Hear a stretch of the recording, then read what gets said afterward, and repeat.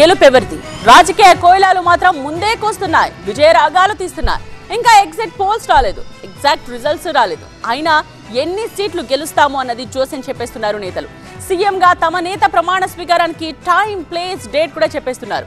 ఇది జనంలో నరాలు తెగే ఉత్కంఠను పెంచుతోంది.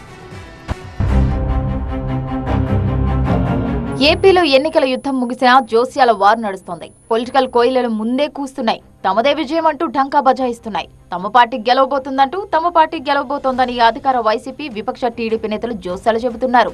తమ నేతలు ఏ ప్రాంతంలో ఏ రోజున సీఎంగా ప్రమాణ స్వీకారం చేస్తారో కూడా వారు ముందే చెబుతున్నారు.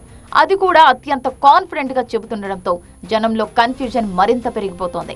జూన్ 4న ఎవరు గెలుస్తారా అనే ఉత్కంఠను నేతల మాటలు మరింత పెంచేస్తున్నాయి.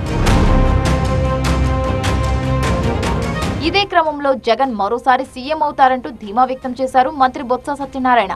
వారికోస్ వెయిన్స్ వ్యాధికి కేవలం 30 నిమిషాల్లో చికిత్స. కాల్ చేయండి 9989527715.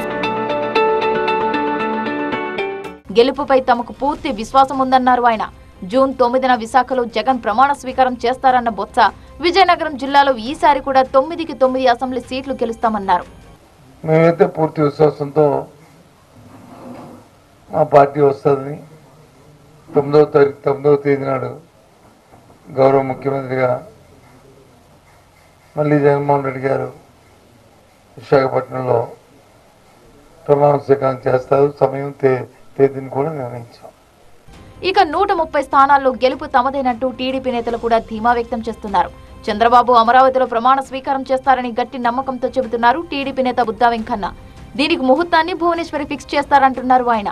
చంద్రబాబు నాయుడు గారు అమరావతిలో ప్రమాణ స్వీకారం చేస్తారు.